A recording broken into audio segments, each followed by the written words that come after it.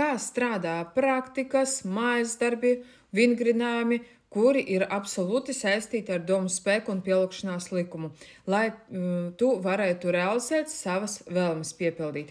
Un kādas praktikas ir pašas efektīvākās, kā pareizi tās pielietot, cik daudz reizes vajag veikt praktikas, lai vēlmes piepildītos. Par to visu tieši konkrēti šajā video parunāsim. Klausieties un skatieties uzmanīgi. Tātad, kas ir domu spēka praktikas? Kā vispār tās strādā? Kādas ir pašas efektīvākās? Lielākajai daļai manu sekotāju ir jau izmēģinājuši un jau kaut kādas praktikas ir iegājušas jums par mīļākajām. Tālūk, un šis kanāls ir tikai un vienīgi par domu spēku un kā tu vari to visu pielietot savā dzīvē. Un tie, kuri absolūti neko nesaprot, tūlīt es arī paskaidrošu un pastāstīšu, kā vispār ir. Tātad ir domu spēkā teorija un ir praktika. Te arī mēs runājam, kā tas strādā domu spēks, ka ir jāmaina domāšana, jāmaina sevi, jākontrolē savas domas, pareizi jādomā. Vajag obligāti uzticēties visumam. Obligāti jāievēlās savas lielākās vēlēšanās. Tā ir teorija, un teorijā mēs par to runājam, kā tas strādā, pateicoties, kam tas strādā, un pamatojoties, uz kādiem likumiem tas strādā. Un kā vispār mēs mainam savu realitāti. Praktika tā ir tā daļa, kur un ar kādām domām mēs jau mainam savu realitāti. Tāpēc nav nekas neiespējams pārvērtēt, tā teiksim, praktiku nozīmīgumu. Lielākā daļa cilvēku pārsvarā netaisa praktikas, viņi vienkārši lasa grāmatas, skatās video, domā, ka viņi visu saprot, bet praktiku ir ļoti maz viņu dzīvē. Un tāpēc, principā, nekas viņu dzīvē arī nemainās. Tāpēc runāsim par to, ka pirmais un vispopulārākā praktika ir uzrakstīt savu vēlmju sarakstu. Tas ir pats vienkāršākais un elementārākais veids, šis konkrētais uzdevums, jo tas arī skaitās kā praktika uzdevums, un šeit notiek jau tādu kā domu korekciju pieprasījumam visumam. Bet šī konkrētā praktika nav pietiekama, lai piepildītu savas vēlmes. Otrā, nākamā populārākā praktika ir meditācija. Un vēl viena ir afirmācijas. Abas šīs praktikas ir pietiekami efektīvas, lai mainītu savu domāšanas veidu. Tieši ar praktikām tu sāc attīstīt savas iemaņas un kaut ko jau sāc iemācīties. Bezjēdzīgi, protams, ir piemēram teikt, iemācies sevi mīlēt, mīli sevi vai tici sevi. Ko tas īsti nozīmē?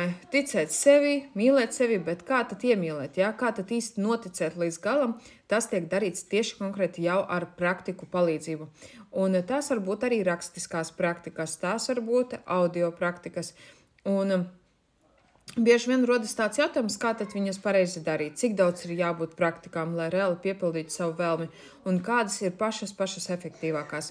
Pirms mēs vēl turpinām tālāk, gribu jums pastāstīt par to, ka ienākot manā mājaslapā www.ligadunovska.com, tu jau vari noskatīties bezmaksas webināru saistībā par laimīgām attiecībām.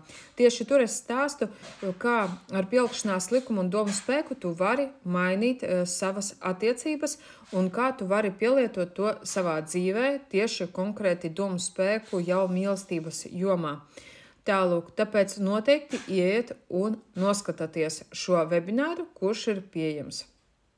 Webināra laikā es pastāstīšu, kā strādā domu spēks mīlestības jomā.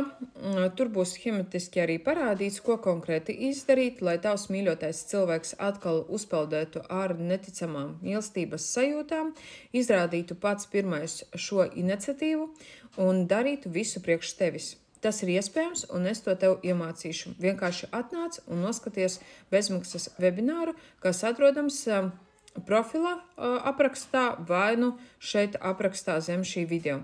Un tieši tāpat turpinam šo tēmu, kādas praktikas ir pašas spēcīgākās. Viena no pašām spēcīgākām praktikām tā ir tāda dziļa meditācija, ar kuras palīdzību tu nonāc tādā izmainītā apziņas stāvoklī, un lieta ir tāda, ka absolūti visas praktikas ir strādājošas un efektīvas.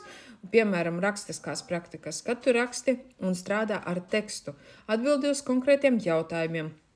Rakstiskās praktikas palīdz tādā veidā, ka tu raksti, tu speciāli atbildi uz tādiem speciāliem jautājumiem, tu pildi speciālus uzdevumus, lai atrisinātu kādu no problēmām un lai atrastu šos negatīvos uzstādījumus.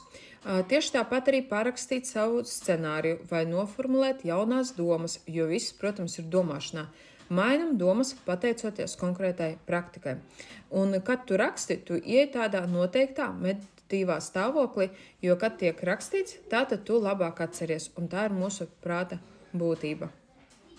Visu, ko mēs pilnībā pierakstam, tas nozīmē to, ka mēs krietni labāk atceramies rakstīto informāciju. Tā arī ir viena no labākajām praktikām, un nākamā praktika tās ir afirmācijas. Afirmācijas var klausīties, un tieši tāpat viņas var atkārtot pēc atmiņas. Varbūt tev ir kaut kādas mīļākās afirmācijas, kuras tu gribi ieviest savā galvā. Tur tev tās vajag atkārtot pie sevīm klusi. Tā arī būs ļoti efektīva praktika. Un ja tu šobrīd absolūti nekādas praktikas neizmanto, tad tas ir ļoti, ļoti slikti. Tu tā arī nepiepildīsi vienkārši savu vēlmi. Un lai piepildītu kaut kādu globālo vēlmi un īstenotu, tad obligāti vajag veikt tikpat globālu transformāciju domāšanā. Pats ātrākais veids izmainīt domāšanu, tas ir veikt praktikas. Mūsdienās to ir ļoti, ļoti daudz. Galvenais ņem un dari. Un rakstiskās praktikas, meditācijas, afirmācijas. Galvenais ir darīt. Tā ir praktiku regularitāte. Bet cik bieži vajag veikt šīs praktikas? Īstenībā nav tādas pareizās atbildes. Un šeit tev vajag pašai sajust.